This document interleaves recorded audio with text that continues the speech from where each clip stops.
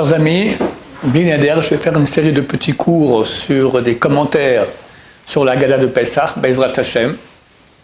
Comme ça pourra meubler un peu plus le soir du Seder, Bezrat Hashem. Dans Manishtana, on dit qu'est-ce qui se passe cette nuit, que d'habitude on trempe une fois, et là on trempe deux fois. Bon, nous aujourd'hui on ne trempe plus du tout. Mais à l'époque, les gens trempaient une fois, d'accord, ils trempaient leur nourriture dans des sauces et des choses comme ça. Ce soir-là, on va tremper deux fois. On va tremper le karpas dans de l'eau salée, c'est le morceau de céleri, avant la Gada de Pessah. Et après, on trempe le maror dans la charoset. Ça, c'est déjà pendant le repas. Pourquoi on fait ça? Pour réveiller les petits-enfants qui disent qu'est-ce qui se passe? Pourquoi on trempe deux fois ce soir? Qu'est-ce qui se passe? D'accord? On trempe, ils croient qu'on va manger. Après, pendant 2 heures, les pauvres, ils doivent attendre qu'on finisse la Gada. Et après, on mange. Donc, ils posent des questions. C'est pour les réveiller. On peut expliquer aussi qu'il y a un rapport entre cela et tout le développement de l'histoire, comment Bnei Israël sont descendus en Égypte et sont sortis d'Égypte par rapport à ces deux fois où on trempe. Où est-ce qu'ils ont trempé? Les Bnei Israël, avant de partir en Égypte, ils ont pris l'habit de Yosef et l'ont trempé dans du sang d'un animal pour montrer à leur père, regarde, qu'est-ce qu'on a trouvé? Et son père a cru qu'il a été dévoré par un animal. Et on retrempe quand? En sortant d'Égypte, c'est déjà à la fin, Baruch Hashem, ils ont pris les herbes qu'ils avaient, d'accord, ils ont trempé dans du sang et ils ont mis sur les mezuzot et le linteau, pour montrer qu'ici il y a des juifs, il ne faut pas que Dieu vienne et tue les juifs qu'il y a ici. Donc 2 fois ils ont trempé.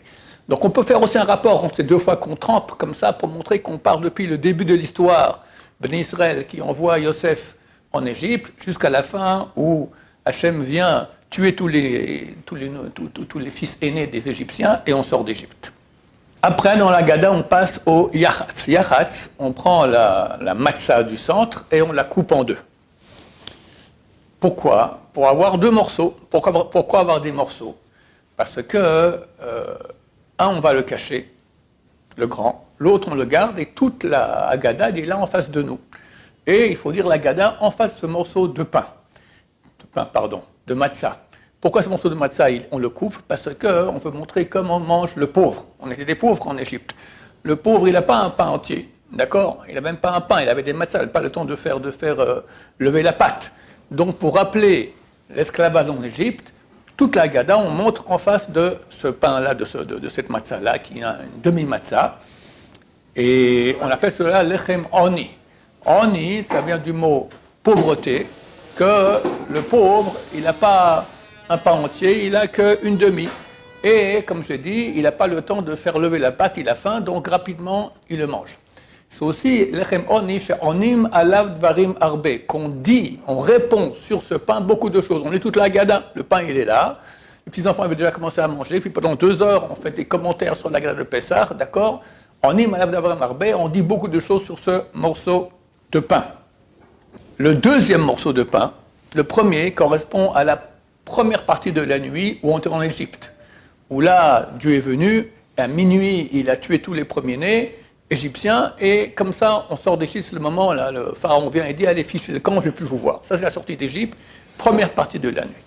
La deuxième qu'on cache, qu'on appelle Tsafon, ou Tsafoun, d'accord? C'est une fille cachée. C'est quoi? Ça correspond à la dernière nuit de l'histoire, quand Mashiach viendra, il va nous sauver de cet exil.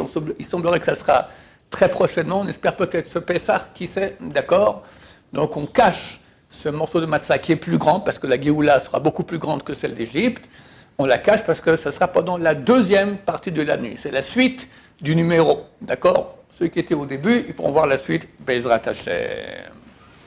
Un dernier petit chidouche, le Baal Malbouché Yom Tov, un des grands commentateurs de la Gemara et de la Halacha, lui, avant de commencer le soir du Seder, il disait, maintenant je suis assis ici avec ma famille, face au matzot, face au maror, on va parler de la sortie d'Égypte, mais je ne suis pas le seul. Tous les juifs du quartier font la même chose. Et pas que le quartier, toute la ville.